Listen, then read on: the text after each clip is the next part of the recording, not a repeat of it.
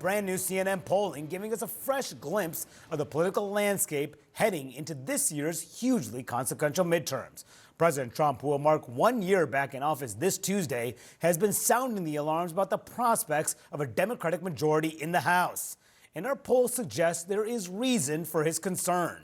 Democrats have a clear advantage when voters are asked which party they prefer to control Congress. A big sign they are enjoying tailwinds at this key moment. They currently have a 5-point edge over Republicans, 46 to 41, outside the margin of error. On top of that, Democrats and Democratic-leaning registered voters are far more enthusiastic than Republicans. 66% say they're extremely motivated to vote, compared to just 50% of Republicans. And that is a huge swing from October 2024, where Republicans were motivated by 5 points.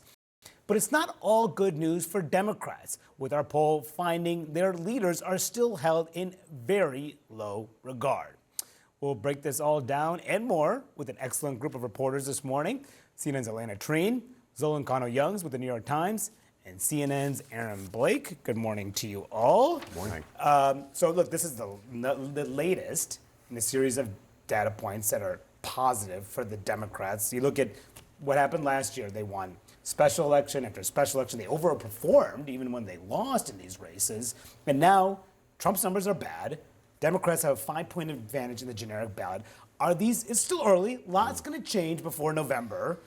Are these early signs of a potential blue wave? If you look at history, this kind of advantage at this point in the cycle can lead to that. I would say a 5-point advantage on the generic ballot is not commensurate with a huge wave election necessarily. We have almost a whole year before the election takes place. The thing in this poll that I think is really encouraging for Democrats is that enthusiasm edge, which we've seen dating back to last summer.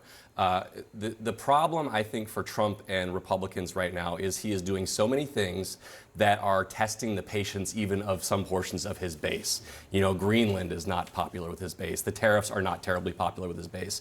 Are people going to turn out for Republicans for Congress if he keeps doing these things? And I think that explains a lot of why Democrats have this advantage. Yeah, that swing in the motivation is just something. The Republicans had a 5-point advantage in 2024 about a motivated base. Now it's completely opposite. And you mentioned the wave compared to past elections, Aaron did. Just look at where things were back in January of 2018 and January 2010. Those were past wave elections on this question of who should control Congress. Back then, Democrats in 2018 of January, they had a 5-point edge. They picked up 41 seats later.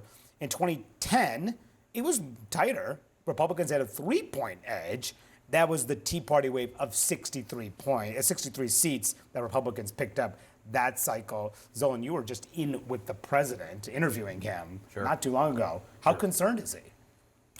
I mean, at this point, I think one of the issues with the messaging of the White House is you still have this defiance from President Trump when it comes to these political vulnerabilities. When we were in the Oval Office, we were asking him about one of the issues that Democrats have really seized on here, which is the economy and affordability. And those answers, I don't think they're really going to excite the base. We asked him about the $2,000 checks, for example, that he promised Americans from his tariffs, the money generated from his tariffs. And initially, when we asked him, he actually seemed surprised. He replied saying, wait, I did that, right? he was actually surprised at those tariffs. And then he pivoted to the checks that he said that would be going to the military. And those are things that they're, of course, going to try to campaign on. That's right. When that's your reaction to being asked about some of these vague economic promises that are supposed to be addressing affordability, an issue that obviously the base cares about. You were brought back to the White House because you ran largely on the economy and helping working class Americans. When that's your answer, you know, that's probably going to frustrate many Americans, including those in your base. I think this poll, as well as some of those vague promises that he's made, it's a promising sign that the Democrats' messaging thus far on the economy and affordability is starting to have some positive signs. And before you jump in, another data point of which Republicans could have concerns about is the Cook Political Report. They put 18 House races that they are analyzing here, all moving in the Democratic direction. That is from everywhere from California to New York, several states in between. What's your reaction to all these pieces of data showing things pointing in one direction? I'll say this. They know they have a major problem in the White House. And every conversation I have, at least privately, of course, they're not going to publicly, communicate this. They know they have an issue and they need to get it in order. What I found really interesting, actually, was when the president met a week or so ago now at the Kennedy Center with a bunch of House Republicans, and he kind of gave them this message. And this is the message I know he's giving them in their private conversations too, this idea of you need to talk about our successes, you need to communicate all of the great things I'm doing. And he's really putting the onus on House Republicans, of course, and Republicans in the Senate too, but this was just a House Republican meeting. The problem is when I talk to people, a lot of the president's allies outside as well, they say that so much of what the president is doing, and Aaron, you touched on this, is actually getting in the way of that message. Everything he's doing with foreign policy, a lot of the, the focus on Greenland or the tariffs, but also sometimes even when people are talking about Venezuela and his language about wanting to run Venezuela, things like that they say are hurting them.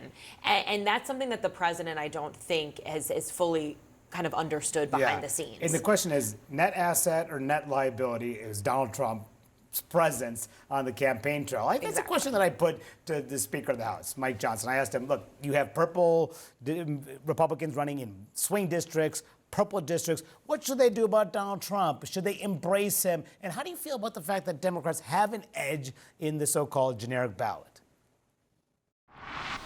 The generic ballot has Democrats up by about 3, but if you look back at the last midterm, I think 2018 is a pretty good comparison.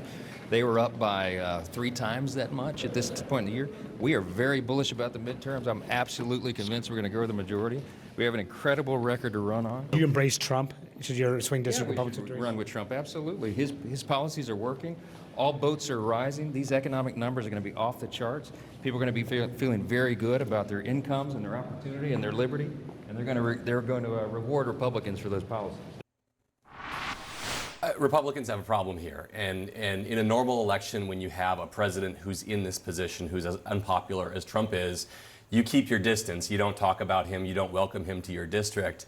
But Republicans need voters to be excited about Donald Trump to have their base turn out at all. They have a problem where their base is very much focused on infrequent voters who don't necessarily come out in midterm elections, who certainly don't come out in these special elections that we've been seeing recently. And so they can't just kind of shove him to the side and say, well, I don't really want to be associated with him, because so much of their base demands it.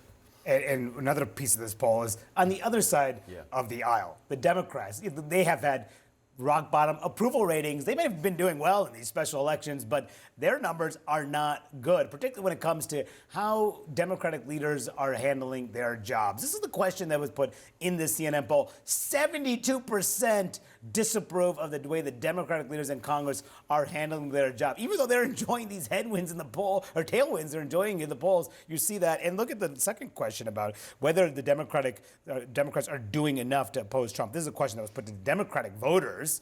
78% of Democratic voters do not believe they're doing enough to oppose Trump. So they're enthusiastic about the midterms, coming out and voting in November, but they also think their leaders are doing a terrible job. Right. I'm glad you touched on this, because to me, this is we're basically seeing the same issue that we saw in 2024 extend to now, where voters have been very clear on the Democratic side what they want. They actually want someone to fight for them, someone to fill the void of leadership and actually to push back on the Trump administration. This is a message that should go out to the different candidates in these different states. Now, whether that actually factors into how hard they fight back against Trump, whether they mention Trump, whether they go more progressive or more moderate here, I think that will be interesting. But it's very clear from this polling that we're seeing the same issues that existed in 2024 still exist now. They have not yet addressed it, at least in Congress.